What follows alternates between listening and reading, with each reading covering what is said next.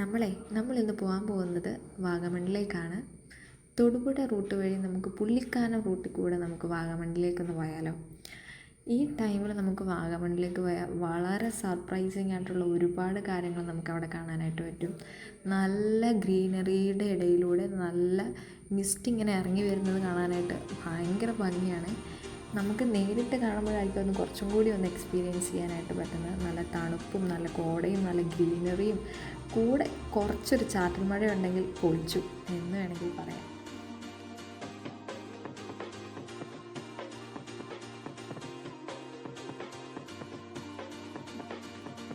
ഈ കാണുന്ന ബിൽഡിംഗ് ഉണ്ടോ, ഇതാണ് DC സ്മാർട്ട് ഇൻസ്റ്റിറ്റ്യൂഷൻ. ഇവിടെ BBA, MBA, post graduation and graduation കോഴ്സസൊക്കെ ഇവിടെ അവൈലബിൾ ആണ്. ഏറ്റവും വലിയ സർപ്രൈസിങ് ആയിട്ടുള്ളൊരു കാര്യം ഞാനിവിടെ കണ്ടതെന്ന് പറഞ്ഞാൽ, നമ്മൾ ഈ ബിൽഡിങ് ഇച്ചിരി അങ്ങോട്ട് ഫ്രണ്ടിലോട്ട് പോകുമ്പോൾ കണ്ടോ, ഈ ബിൽഡിങ്ങിൽ നിന്നും അപ്പുറത്തെ ബിൽഡിങ്ങിലേക്ക് ഒരു ബ്രിഡ്ജ്, ഒരു പാലം.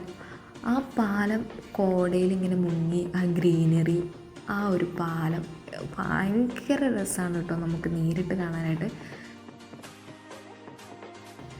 പോകുന്ന വഴിക്കുള്ള കാഴ്ചകളൊക്കെ കണ്ടോ, പച്ചപ്പ് ഇങ്ങനെ നിറഞ്ഞു നിൽക്കുമ്പോൾ അതിലേക്ക് ഇങ്ങനെ വെള്ള കളറിൽ നല്ല മിസ്റ്റ് ഇറങ്ങി വന്നു കഴിയുമ്പോൾ ഉണ്ടല്ലോ, പ്രത്യേക ഒരു ഭംഗിയായി പുള്ളിക്കാനത്തിന്, അങ്ങനെ വേണമെങ്കിൽ പറയാം. നമ്മളീ നേരെ നമ്മൾ പോകുന്നത് പുള്ളിക്കാനം ടീ എസ്റ്റേറ്റിലേക്കുള്ള റൂട്ടിലേക്കാണ്. അങ്ങോട്ടേക്കുള്ളൊരു വേ ആണിത്. ഭയങ്കര ബ്യൂട്ടിഫുള്ളാണ്, ഭയങ്കര രസമാണ് നേരിട്ട് കാണാനായിട്ട്.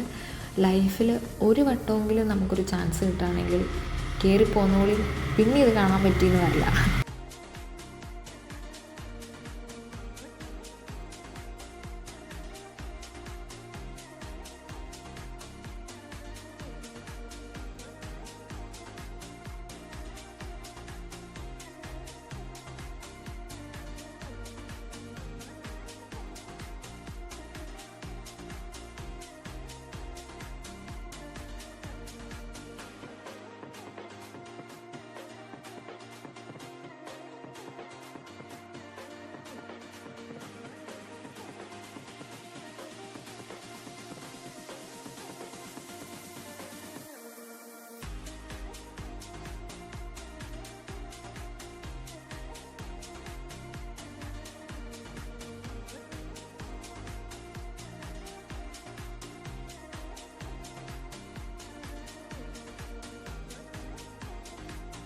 ഈ കാണുന്നുണ്ടോ, ഇതാണ് പുള്ളിക്കാനം ടീ എസ്റ്റേറ്റ് എന്ന് പറയുന്നത്.